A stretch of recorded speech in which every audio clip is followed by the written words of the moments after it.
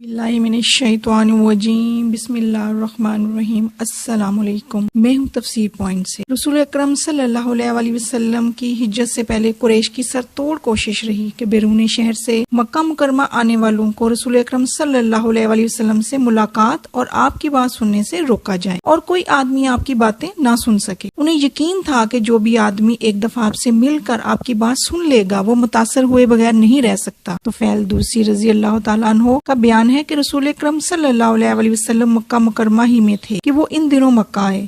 یہ اپنے قبیلے کے نمایاں فرد اور بہترین شاعر تھے۔ قریش کے لوگوں نے جا کر ان سے کہا، تو فیل آپ ہمارے شہر میں تشریف لائے ہیں، ہمارے قبیلے میں ایک آدمی ہے یعنی محمد صلی اللہ علیہ وسلم، وہ مذہبی حوالے سے ہم سے الگ نظریات رکھتا ہے، اس نے ایک نیا دین پیش کرنا شروع کیا ہے، اس نے ہمارے درمیان تفریق ڈال کر ہمارا شیرازہ بکھیر دیا ہے، اس کی باتیں جادو اثر ہیں، وہ باپ بیٹے بھائی بھائی اور میاں بیوی کے درمیان جدائی ڈال دیتا ہے۔ ہمیں اندیشہ کہ جس مصیبت سے ہم دوچار ہیں یہ مصیبت آپ پر اور آپ کی قوم پر بھی نہ جا پڑے، بس آپ کسی بھی صورت میں اس کی بات نہ سنیں، ان سے بات نہ کریں۔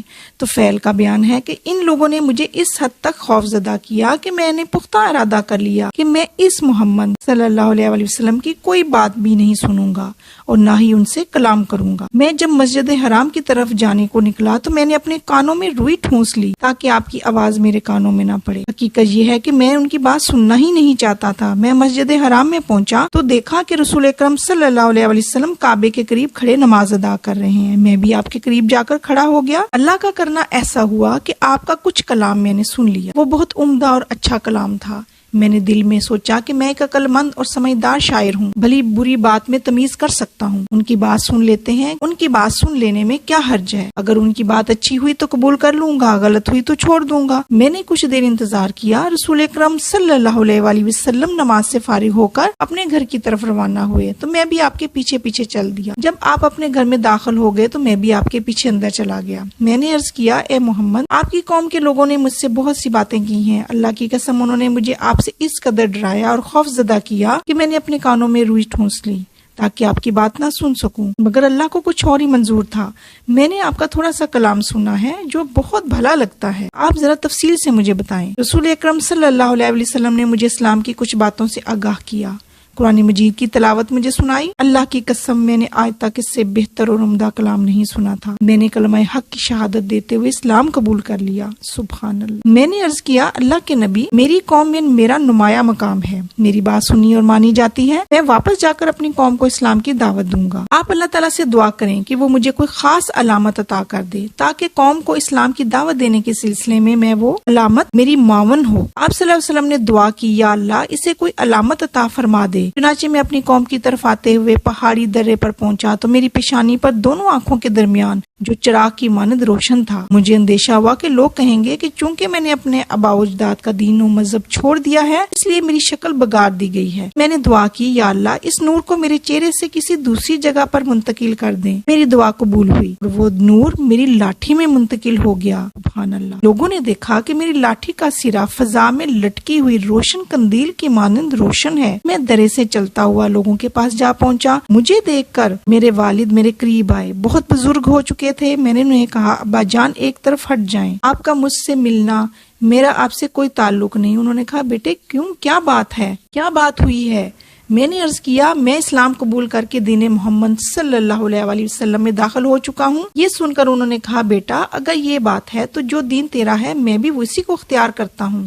سبحان اللہ۔ میں نے کہا، آپ اسلام قبول کرتے ہیں تو غسل کر کے پاک و صاف لباس پہن کر آئیں تاکہ دین کی جو باتیں میں جانتا ہوں آپ کو بھی اس سے آگاہ کروں۔ چنانچہ میرے والد نے غسل کیا اور صاف و پاکیزہ لباس سے بے تن کر کے میرے پاس آئے۔ میں نے انہیں اسلام کی دعوت دی، انہوں نے اسلام قبول کر لیا۔ اسی طرح میں نے اپنے گھر کے تمام افراد کو، اپنی بیوی کو، اپنے بھائی کو اور بھی دیگر خاندان کے لوگوں کو اسلام کی دعوت دی جو انہوں نے قبول کی۔ میں اپنی قوم کے مسلمان ہو جانے والے 70-80 خاندانوں کی میت میں مدینہ آیا۔ ان دنوں رسول اکرم صلی اللہ علیہ وسلم غزوے کے سلسلے میں خیبر گئے ہوئے تھے۔ ہم رسول اکرم صلی اللہ علیہ وسلم سے خیبر میں جا ملے۔ رسول اکرم صلی اللہ علیہ وسلم نے دیگر مجاہدین کے ساتھ ہمیں بھی مال غنیمت میں سے حصہ دیا۔ یہ بخاری کی روایت میں ہے کہ طفیل نے آ کر کہا، میرا قبیلہ ہلاک ہو گیا، انہوں نے میری نافرمانی کی اور قبول ہدایت سے انکار کیا ہے، آپ ان کے خلاف دعا کریں۔ رسول اکرم صلی اللہ علیہ وسلم نے دعا کی، یا اللہ قبیلہ دوس کی کو ہدایت سے سرفراز فرما، انہیں میرے پاس لیا۔ حضور حضور اکرم صلی اللہ علیہ وسلم کی دعا قبول ہوئی. یہ قبیلہ مشرف بے اسلام ہو گیا اور ان کے 70-80 آدمی طفیل بن مرو رضی اللہ تعالیٰ عنہ کے ہمراہ مدینہ منورہ آئے. سبحان اللہ. ناظرین، ہم سورۃ بقرہ کی آیت نمبر 89-90 کی تفسیر اور ترجمہ بیان کرتے ہیں. لما جاءهم كتاب من عند الله مصدق لما معهم وكانوا من قبل يستفتحون على الذين كفروا فلما جاءهم ما عرفوا كفروا به فلعنة الله على الكافرين. اور اب جو ایک کتاب اللہ کی طرف سے ان کے پاس آئی ہے، ان کے ساتھ ان کا کیا برتاؤ ہے، باوجود یہ کہ وہ اس کتاب کی تصدیق کرتی ہے جو ان کے پاس پہلے سے موجود تھی، باوجود یہ کہ اس کی آمد سے پہلے وہ کفار کے مقابلے میں فتح و نصرت کی دعائیں مانگا کرتے تھے. اگر جب وہ چیز آ گئی جسے وہ پہچان بھی گئے تو انہوں نے اسے ماننے سے انکار کر دیا. ناظرین، یہ ان کی ایسی حرکت، ناظرین اب تفسیر بیان کرتے ہیں، یہ ان کی ایسی بری حرکت تھی کہ اس پر وہ جا بجا طور پر اس سزا کے مستحق تھے.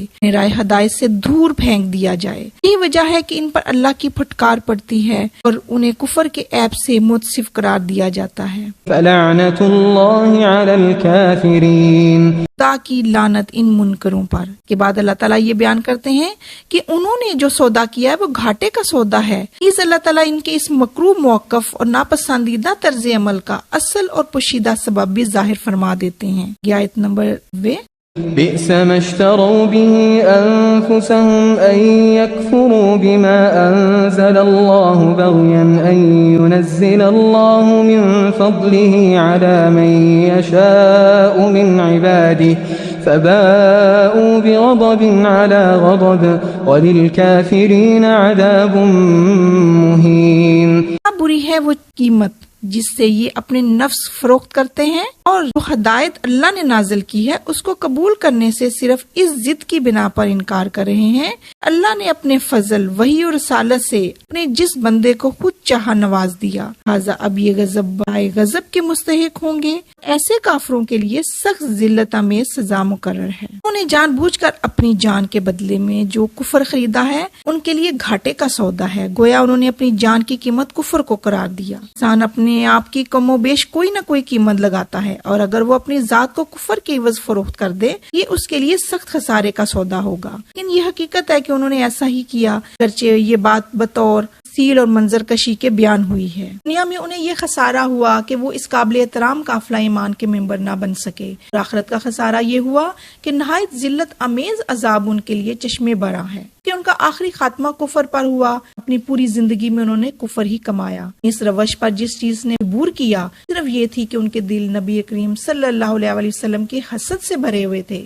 ان کا خیال تھا کہ آخری نبی میں سے ہوگا، لیکن اللہ تعالیٰ نے بنی اسماعیل میں حضرت محمد صلی اللہ علیہ وسلم کا انتخاب فرمایا. اللہ اپنے فضل و کرم اور وہی رسالت سے جسے چاہے نواز دے. اپنے دلوں میں یہ وسعت پیدا کرتے ہوئے یہ برداشت نہ کر سکے کہ یہ طرز عمل صریح ظلم اور حد سے تجاوز تھا. اس ظلم و تعدی کی وجہ سے یہ لوگ غضب بلائے غضب کے مستحق ہو کر لوٹے. چنانچہ اس حسد اور مذموم تعدی کی سزا کے طور پر وہ ایک ذلت آمیز عذاب ہے، ان کے لیے چشمے برآں ہے.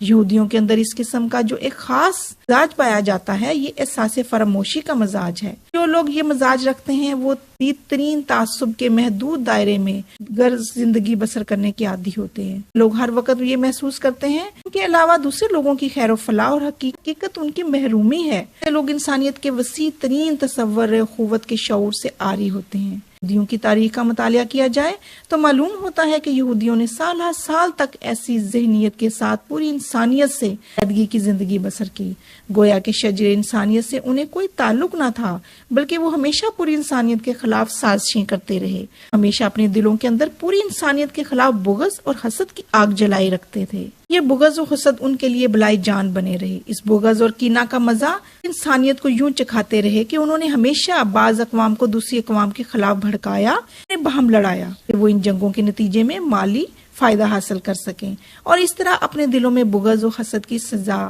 سلگنے والی آگ کو بجھاتے رہے. انہوں نے ہمیشہ مختلف اقوام پر ایسی تباہیاں لانے کی سازشیں کی کہ نتیجے میں بعض اوقات خود ہی یہ لوگ تباہ و برباد ہو گئے. اور فساد کا یہ طویل سلسلہ ہمیشہ کے لیے با ہوا کہ یہودیوں کے دل انسانیت کے خلاف حسد اور بغض سے بھرے ہوئے تھے. لوگ انتہائی ذہنیت کے مالک تھے. اس ضد کی بنا پر کہ اللہ نے اپنے فضل و کرم، وحی اور رسالت سے جس بندے کو نوازا، کو چاہا نواز دیا، اس ضد کی خاطر انہوں نے اپنے آپ کو تباہ و برباد کر لیا. جی ناظرین، اس کے ساتھ تفسیر مکمل ہوئی. اللہ تعالیٰ سے دعا ہے کہ اللہ تعالیٰ ہمیں قرآن پاک کو پڑھنے، سمجھنے اور اس پر عمل کرنے کی توفیق عطا فرمائے. اجازت دیجیے. اللہ حافظ.